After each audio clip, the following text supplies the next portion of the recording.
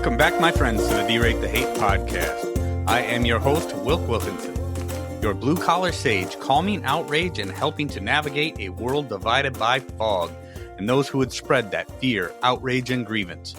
Each week, I'm sharing stories from my path and using the power of conversation and collaboration with my many great guests. Together, we chart a course toward understanding, bridging divides, and fostering a community where wisdom prevails over discord. Friends, it really is about bettering the world one attitude at a time. We did not create the hate, but together we can derate the hate. The only good thing about a bad attitude is we have the ability as individuals to change it. For me, it starts with gratitude and personal accountability. I am so incredibly grateful that you have taken the time to join me for another powerful DTH episode. Please remember to subscribe and share the DTH podcast with your network of friends. If you would like to support the show, check out the Support Us page on the D-Rate the Hate website. With that, my friends, let's get to it. In this episode, Linda Bjork joins the D-Rate the Hate podcast to discuss the power of personal transformation and overcoming the challenges of depression. The conversation covers various themes, including taking personal accountability, creating our own happiness, and recognizing our own value. Linda shares her own journey and how she came to the realization that we can be the champions of our own stories. She also discusses the work of the Hope of Healing Foundation and her podcast, Linda's Corner, on which I will be a guest in an upcoming episode. Overall, the conversation emphasizes the importance of mindset, self-belief, and taking small action steps towards personal growth and happiness. Linda is an overcomer, someone who has been able to overcome depression, social anxiety, and trauma. Linda is someone who understands what it means to overcome self-limiting beliefs, self-sabotage, low confidence, and low self-esteem, and more. She now joyfully lives an authentic and fulfilling life. Linda is passionate about hope, healing, and personal transformation.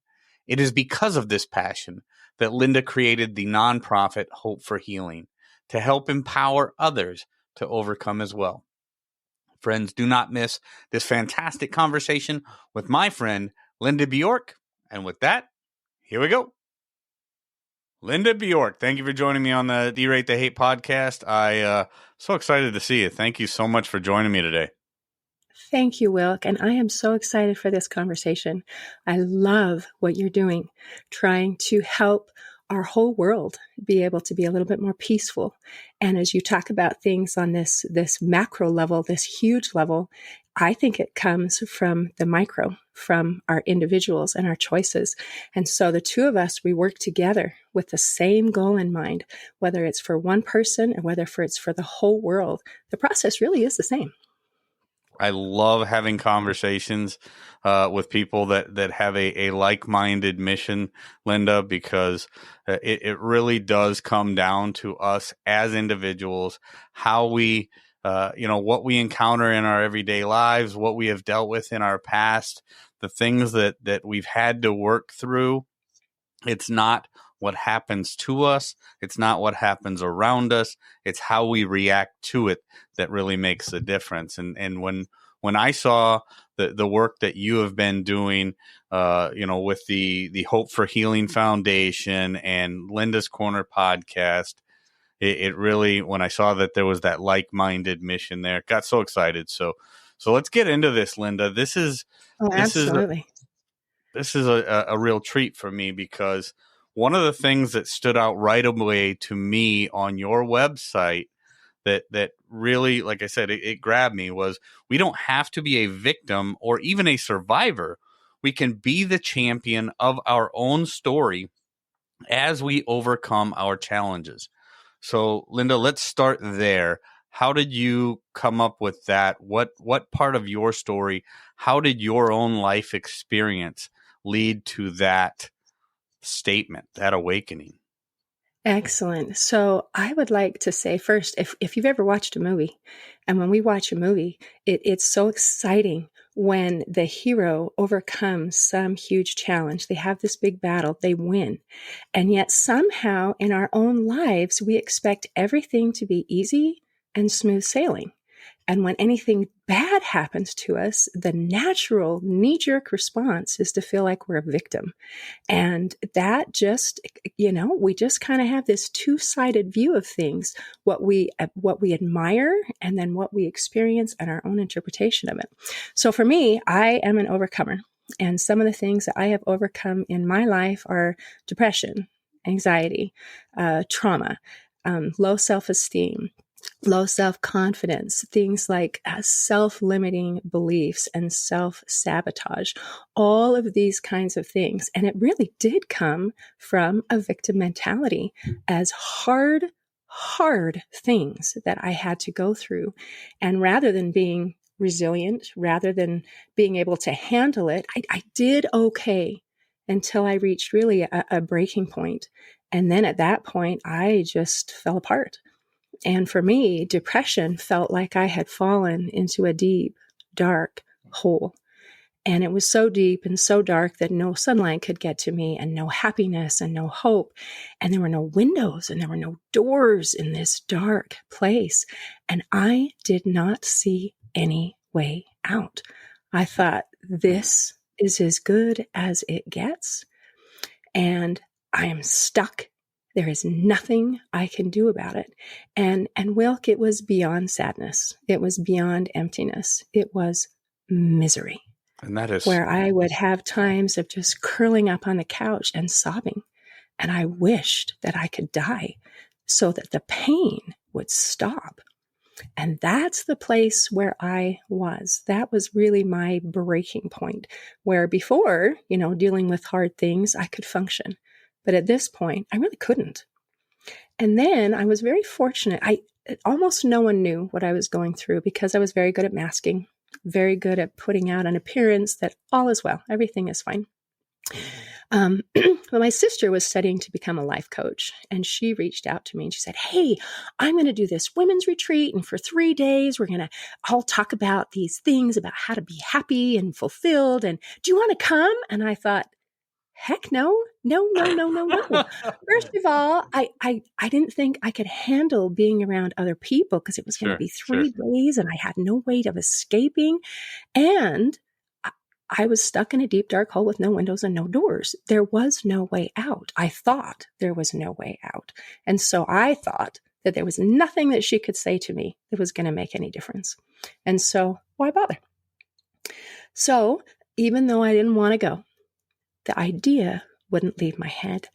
And so after a while, I reached out and I said, well, I'd kind of like to go and support you, but I'm not in a good place. And we had a conversation, and she did some really amazing things.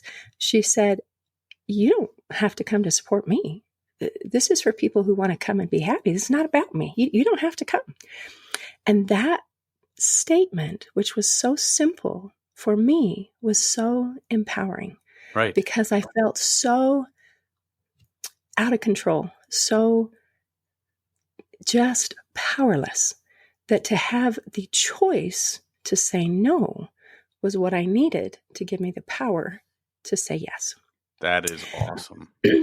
And another thing she said, oh, thank you, was that, hey, I understand. I didn't know you were having a hard time. You hide it so well, but I kind of understand because people thought I had it all together when I was really a mess inside.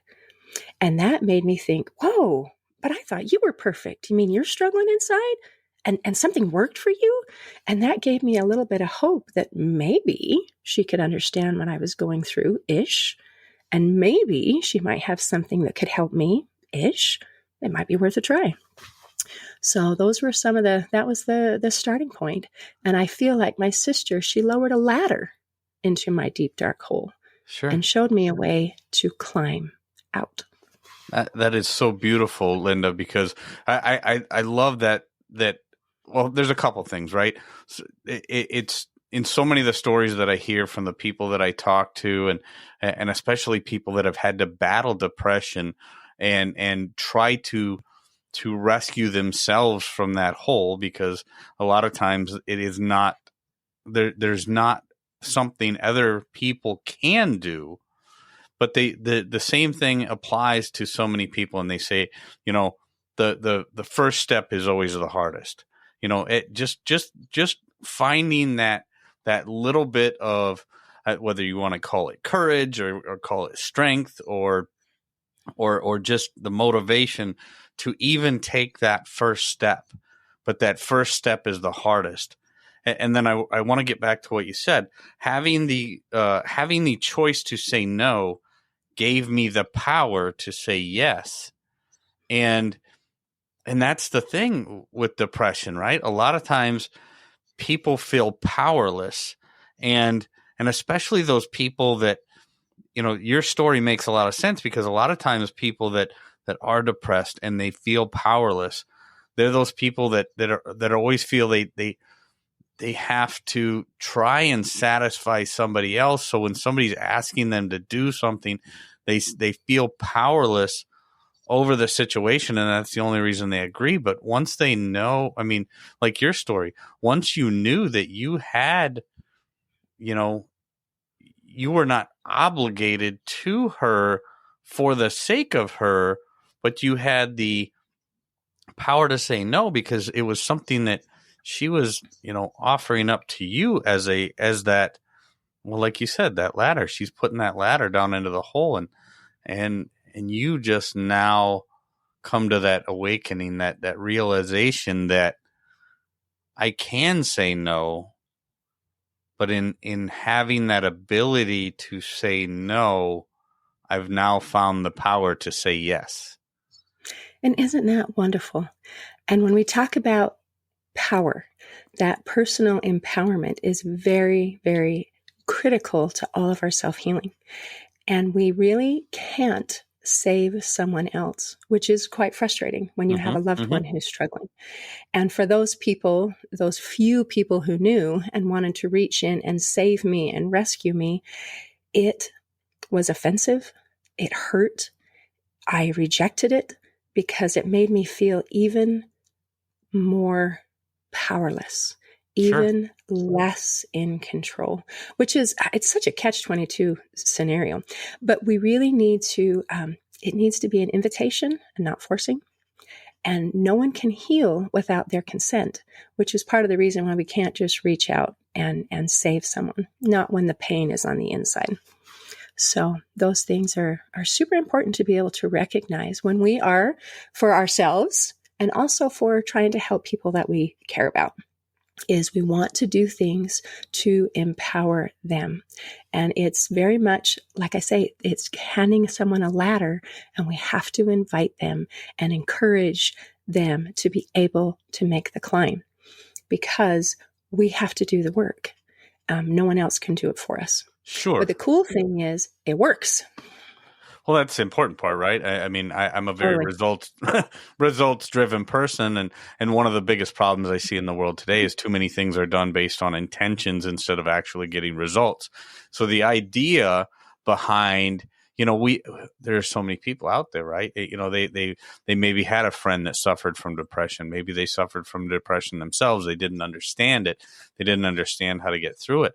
But what we really need, or what people that, obviously what I hear you saying, Linda, is it's not about people doing things for you and trying to push you up the ladder, but just saying, I'm going to be here for support. I'm going to provide you with some tools if I can, but ultimately it's you that has to figure out, which really goes to my next point. And another thing that I saw, personal accountability. Isn't that huge? It is. It's a thing, Wilk. And sometimes that stinks, because when we're in a victim mentality and we feel like, woe is me and everything bad is happening to me and why is this happening to me or whatever.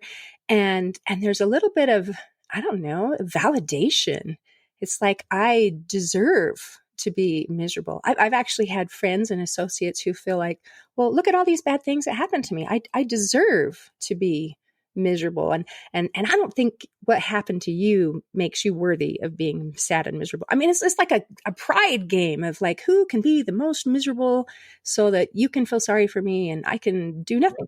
My story's worse than yours. My life has been worse than yours. Yep. I am entitled to this because now it sounds like Linda's talked, or it sound like you, Linda, have listened to me before, because I talk about the perpetual victim mentality and this entitlement mindset that says, you know what, I've been a victim my whole life, so now I deserve this, or I deserve that, or I get to sit back and be miserable, and you are just going to have to, there are so many different directions that we could go with this, but going back to the personal accountability, one of the things that I talk about here on the D-Rate the Hate podcast the most, personal accountability, and then one of the things that you talk about that really is just so much, again, another thing that's so much in line in the alignment of our personal missions, is our happiness comes from our own actions.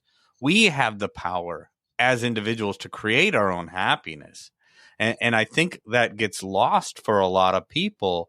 And one of the things, when I think about different things that I learned over the course of my life and in my journey to being a happier person, and it's specifically in relationships, and I thank God that I learned this, because it's one of the ways that I finally found my wife, my best friend. She's the best thing that's ever happened to me. But one of the things that I had to learn in relationships specifically, and is, when somebody equates happiness to what you will or will not do to make them happy, or when somebody equates love, rather, to what you will or will not do to make them happy, you will never win. And that's, it's not just about the relationship, but it's about all relationships, all encounters we have in our life. When people have it in their mind that others have to do something to make me as an individual happy, now all of a sudden everybody around you begins to feel like I can't win with this person. It's not my responsibility. It's not my responsibility to make you or you happy. Each one of us as an individual has the power. That happiness comes from within us, not what others are going to do for us. And that's a challenging thing to be able to accept, because again, our kind of knee-jerk reaction is you're with someone because they make us happy. And we think that it is their responsibility to make us happy. And with that idea means if I'm not happy, then this other person in the relationship is failing me. And I become angry and bitter and disappointed, when unfortunately the reality is it's within ourselves. We are, as you said, responsible for our own happiness.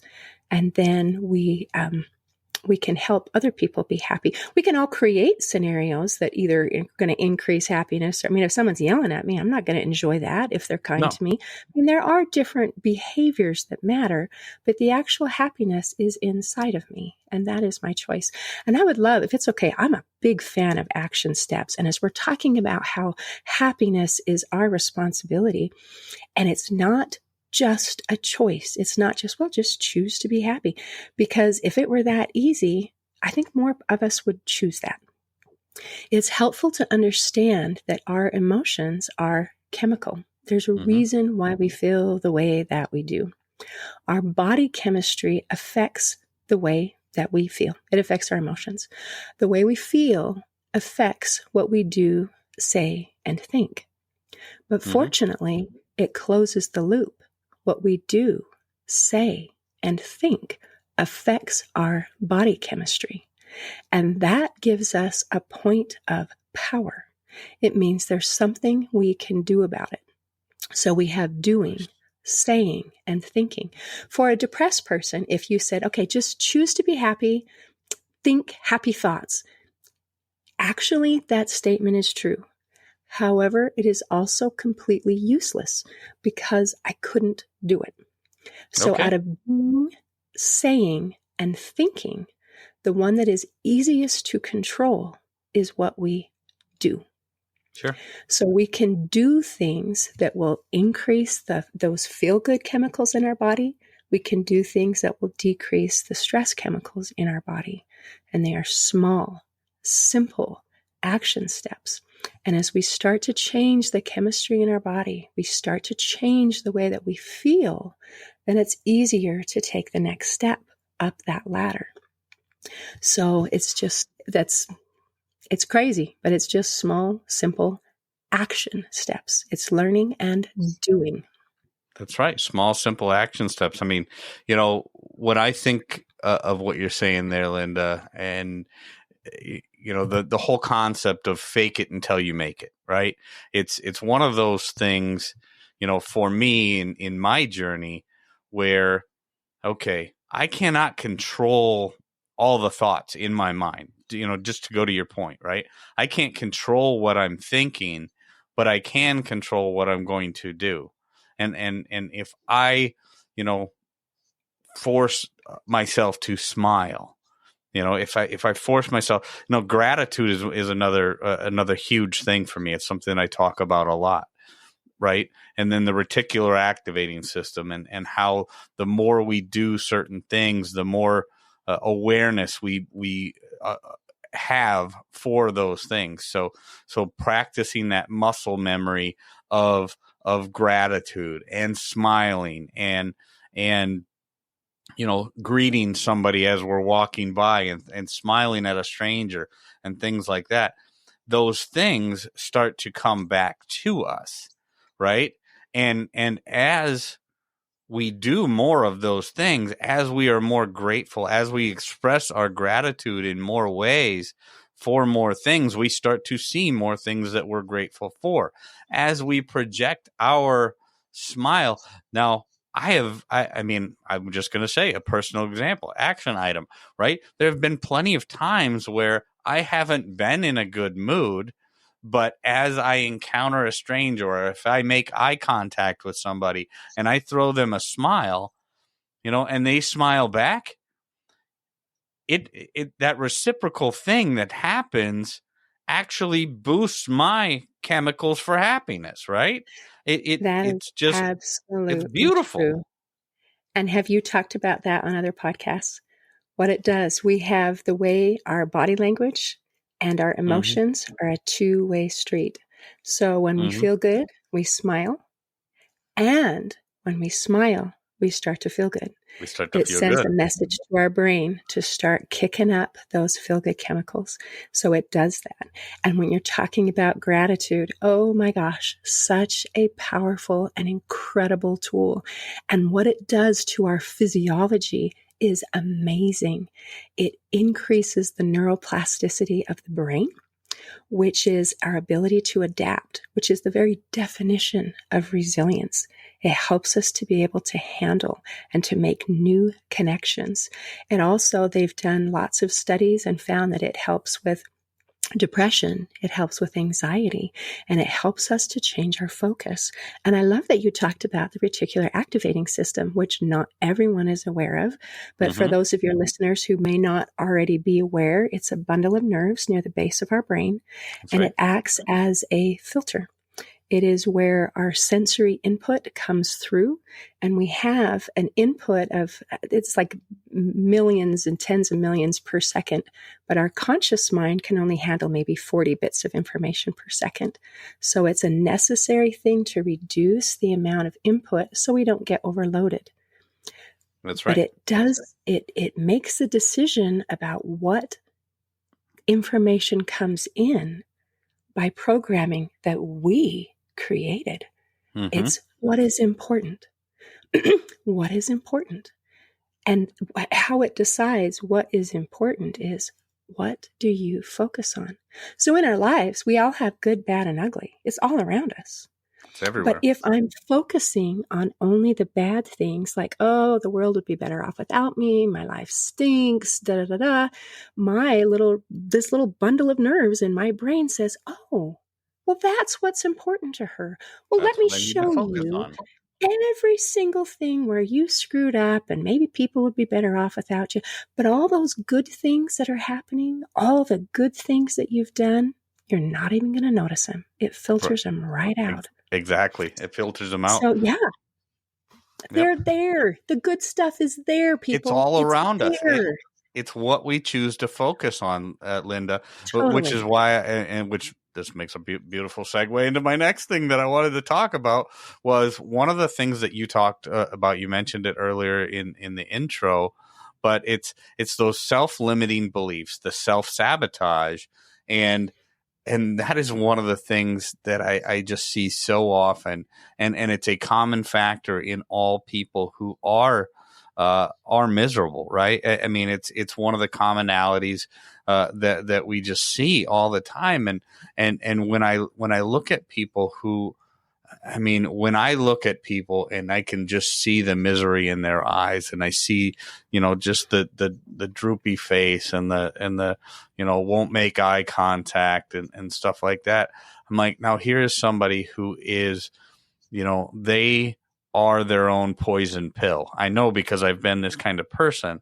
I you deal with that imposter syndrome. You deal with that self-sabotage, and self-sabotage doesn't mean that you're going out and tripping yourself with a stick, but metaphorically you really are, because you are going back to the reticular activating system. If that's what we focus on, if we constantly believe, that you know what, I'm really not this good, or I don't deserve this praise, or I'm in a position in my life that I probably shouldn't be in.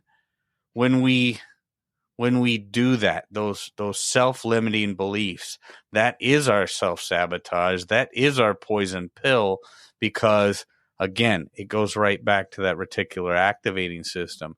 We will seek out points of affirmation that confirms for us what we believe, and that pain that we are feeling then somehow becomes justified, and we find more and more and more of it.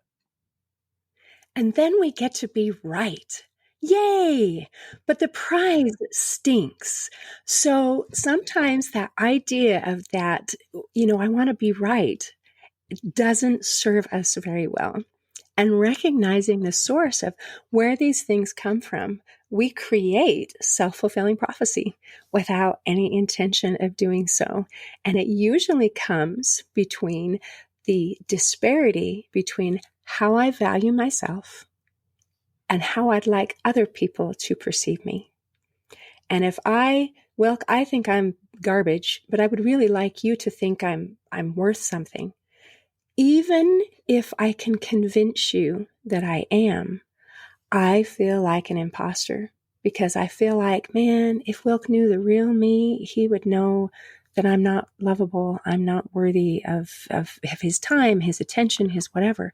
There is a disparity between what we feel about ourselves and what we would really like other people to feel about us. And that self-sabotage comes when we have this idea with unconsciously or subconsciously, we try to make our circumstances match what we feel like we deserve. So when we look at those types of things, the answer is, I need to work on me. I need to work on loving myself. I need to work on valuing myself, and maybe finding out some of the underlying causes of, well, why don't I love myself? Why don't I value myself? Where did those come from? Let's find those. Let's heal them. And then we can have a conversation. And it's like, Wilk, I would really like for you to like me. I would. But if you don't, it's okay, because I like myself and I value myself. And that it's empowering, because then you're not giving power to other people over your own value and your own self-worth. That is so right. That is so right. I mean, and the great thing about that, Linda, is as we show people that we do value ourselves, even though it takes having that, I would like you to like me, but you don't have to like me. Even though that's part of it, that's a step in the process. As people see that we do recognize our own value, we do recognize our own worth, as a byproduct of that, and this is the most beautiful thing, as a byproduct of that, people will start to recognize and return that to you. I mean, it's like I said, it's a, I don't know if byproduct is the right word for it, but it's a perfect thing. So, how that reciprocates and ends up coming back to us. So, Linda, talk to me about the Hope for Healing Foundation and what people, will find if they go to the hopeforhealingfoundation.org, and then talk, just a little bit about your podcast, Linda's Corner podcast. So, over the next, as we round out our conversation here, which has been fantastic, talk to me about the Hope for Healing Foundation and your podcast, and then we'll just wrap things up. Absolutely. So I run a nonprofit, and it is called Hope for Healing. The website is hopeforhealingfoundation.org. And this is my attempt to pay it forward. I know that there are a lot of people who are like I was, where they feel stuck in a deep, dark hole. And I want to offer a ladder to anyone who is willing to receive. And we have so many free resources, free audio courses, free ebooks, free video courses on those small and simple action steps to be able to feel better, to be able to love, value, and accept ourselves, to be able to heal from past wounds, and to be able to overcome whatever challenge you might be facing. And my podcast, which is called Linda's Corner, and you can find it anywhere. It's lindascornerpodcast.com is my website. Mm-hmm. And this is a continuation or an arm where I have spoken with hundreds of experts and overcomers. And as we hear more and more stories of overcoming any kind of challenge, whether it is abuse, whether it is a divorce, whether it is just any addiction, anything, I've talked to probably almost all the different kinds of problems that we can have. Something is going to relate to whatever you are dealing with. And it feels so good to know that we are not alone. Mm-hmm. It is so encouraging to recognize that someone else has made it through the rain, so to speak, and can give me some pointers so that I can get through too. So my whole mission, it really is, it's empowerment. It's helping people to be able to overcome their challenges. It is hope for healing, because there is a lot of unnecessary suffering in the world. And I suffered, and a lot of it was unnecessary. There's enough garbage in the world that we have to deal with, that there's nothing we can do about it. Mm-hmm. But when we reduce all of those things that are really self-inflicted, then what we have to deal with, that what's on our plate, so to speak, becomes manageable. And everything about our life becomes easier. That's right. That's right. I love the idea of being an overcomer as opposed to being a victim. And once we choose to become an overcomer, it's just a matter of making that first step, right? And it sounds like they can find a lot of incredible tools at the hopeforhealingfoundation.org, Linda's podcastcorner.com. Linda Bjork, it's been an incredible conversation. So grateful for you. So grateful for all you're doing. And I encourage everybody to check out Linda's organization. Again, hopeforhealingfoundation.org. So, Linda Bjork, thank you you so much for joining me on the D-Rate the Hate podcast. It's been incredible, and I'm grateful for you. Appreciate it. Friends, if there's anything in this episode that provided exceptional value to you, please make sure to hit that share button. Share it with your friends, share it far and wide. And of course, if you haven't done so already, be sure to subscribe right from our website so you can get the D-Rate the Hate podcast sent to your email inbox every week. So this is Wilk wrapping up for the week saying get out there, be kind to one another, be grateful for everything that you've got, and remember it's up to you to make each and every day the day that you want it to be. If there is something that you would like to share with me, you can catch me on most social media platforms, or you can email me directly, wilk@wilksworld.com. With that, my friends, I am going to back on out of here, and we will catch you next week. Take care.